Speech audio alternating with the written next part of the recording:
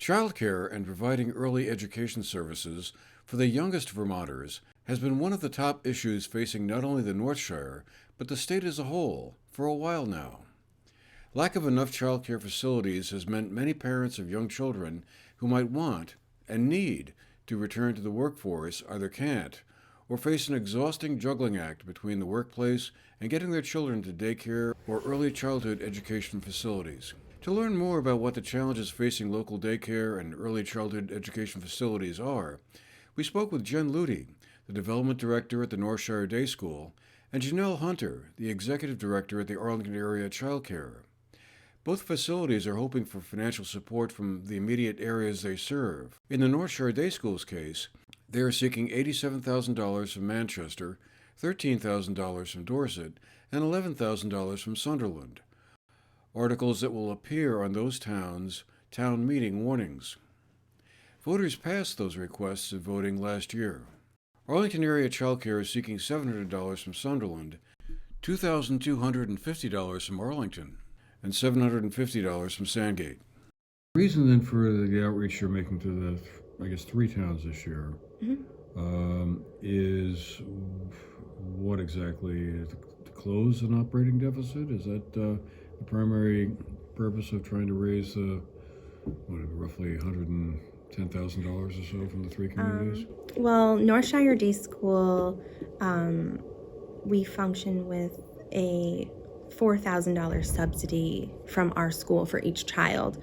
And really that is where our deficit comes from. And it's so that we're not overwhelming families.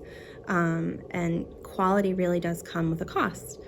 We've gone from being a 4-star center to a 5-star center, and we are very committed to maintaining that because we've seen the benefits this year to being fully staffed and having, we have 6 licensed educators, and we have a number of educators who are going to become licensed this year because we really invest in our people.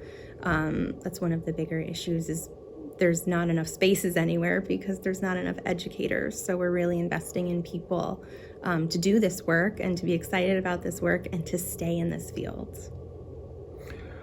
And the amounts of money that we're requesting from each town, is that proportional to the number of students from the town, it roughly is. speaking? It was, those figures were done last year when we made the first ask, and they had done it based on a 3-year trailing average so that we wouldn't have to recalculate every single year based on people moving around. What's the enrollment at Northshire Day School these days? How many kids are there? We currently have 89 children enrolled, and probably more than that on our waiting list as well. And that's between the ages of what, 6 months and 5? Birth to age 5. Okay. If someone were to come to you today and want to enroll their child in one of your programs, they would be looking at how long of a wait roughly? It probably depends on the age of their child and what they're looking for.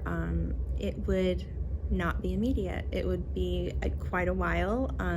There are quite a number of children on the waiting list for most age groups, and infants and toddlers are just the most difficult to staff and to, with the state regulations, there's more adults required in the room per child, so they're more, the ratios make it more difficult. And how many staff do you have at the moment? How many folks are there?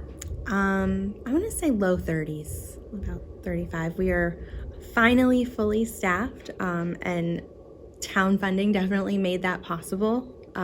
We were able to retain a lot of folks, and we were actually able to hire some new people, and people felt really supported by the community, that people see the work they're doing, and people wanted to work at Northshire Day School because of that.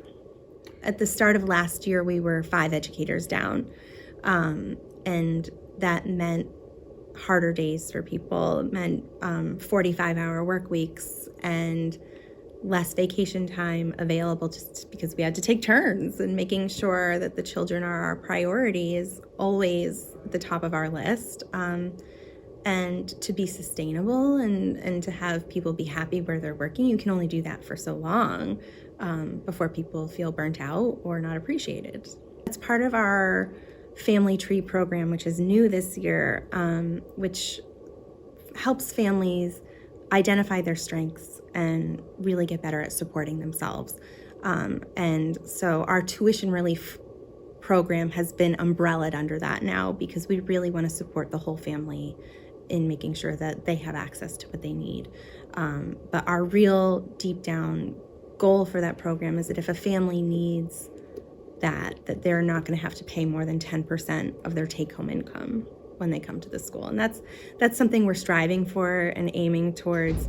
That's the goal of the state of Vermont, is to ensure that no one's paying more than 10%, but we do not turn anyone away because of their inability to pay. Our admissions process is not based on that at all. It's not something we even look at. It's when you get that phone call that there's a spot available, it's available for you, and I'd like to keep things that way. We then spoke with Janelle Hunter at Arlington Area Childcare. How many students are here at the Arlington Area Childcare, and what are the age ranges? We are licensed for 59 children, and we range from 6 weeks to after school age. So our oldest is 12. Well, that's quite a wide range. Yes, And usually the cutoff is 6 years old or kindergarten or something, I think. Anyway. Yeah, so we collaborate with Fisher and take the kids who get out of school and keep them until their parents can pick them up from work. Is it easy to find childcare workers, people who are qualified to do this work here? We get more inquiries for substitutes because the licensing credentials that you need are quite high. So most of the time we get unqualified individuals, which means we can hire them, but then we have to enroll them in classes and help pay for education, which is costly for us. And do they need any typical level of credentials? I mean, do they have to have a bachelor's degree in early childhood education or something like that, or? So as a lead teacher, you have to have a minimum of 12 credits in the early childhood or human development field. And it goes down from there. So like a TA has to have a certain amount under their belt, and a sub just has to have a high school diploma or GED. And I'm assuming you probably have a waiting list for Yes. people who would like to have their child here, but... Yes, the only rooms we don't have full are our preschool room. And we have waiting lists for infant and toddler, but we still take people on the waiting list. And is there any sort of ballpark estimate on how long a person is typically on a waiting list before a spot comes open, or is that just So totally random? since I've been here, we've moved it along quicker because we've opened an additional classroom that will be opening in March, on March 1st. So that has helped our waiting list time to be lower. But for, we have to move our children up from infant to toddler that are already in-house and save slots for them in their next room before we can pull in new people. So I think that sometimes makes the waiting list longer, but we try to keep it to like a minimum.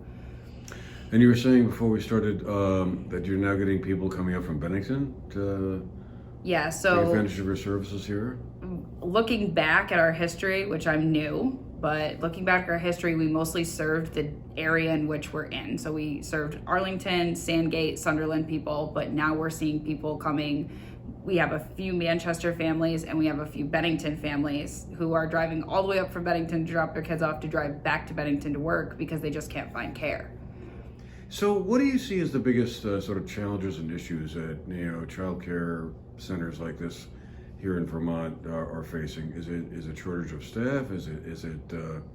I think there's a lot of obstacles. I think that the cost of everything in the world since COVID has risen. So we in turn have slowly having to raise our own rates in order to compensate to keep a non-for-profit open.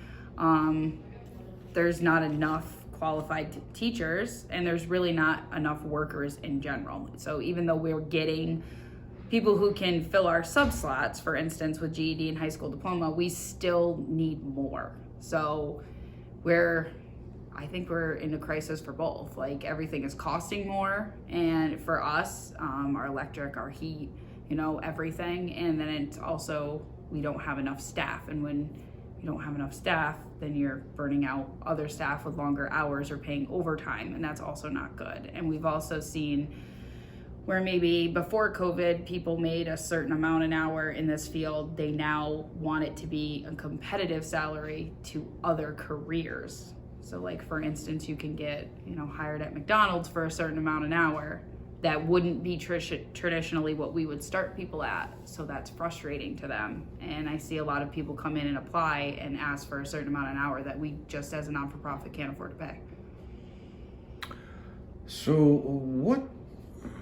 what do you see as the solution to all of that? I mean, legislatively speaking, I know legislature's working on a bill right now, which may or may not get past the governor's desk. But do you think there's something that could be done, like legislatively, that would, kind of either incentivize more people to come into the field, either start centers, provide more capacity, or make this a career path that would be, more accessible for folks? I certainly think that there's a few pieces to the bill that I really like that I think would help. I think certainly having that sliding scale of your education versus your minimum rate per hour, which would bring a lot of teachers in this position, not just only in this center, but lots of surrounding centers, to a higher rate of pay, would incentivize them to want to work in this field and to stay and retain staff in your current center, which would be extremely helpful. And I also think that, some centers need grant money or extra monies to build more capacity, and depending on what age group in your area is needed the most, like ours is infants. There is action in Montpelier around early childhood education, which most economists reckon should not cost more than 10% of a family's income. This year, state officials are considering a piece of legislation that would offer universal full-day pre-kindergarten to 4-year-old education in every public school district in the state. According to a recent story in VT Digger, S56, as the new legislation is known, would also extend childcare subsidies to those making up to 450% of the federal poverty level and increase reimbursement rates for providers to allow them to pay workers better. The reforms would be phased in over 2 years. We'll be planning to follow the progress of the new proposed legislation, S56, closely. For the GNAT-TV News Project, I'm Andrew McKeever.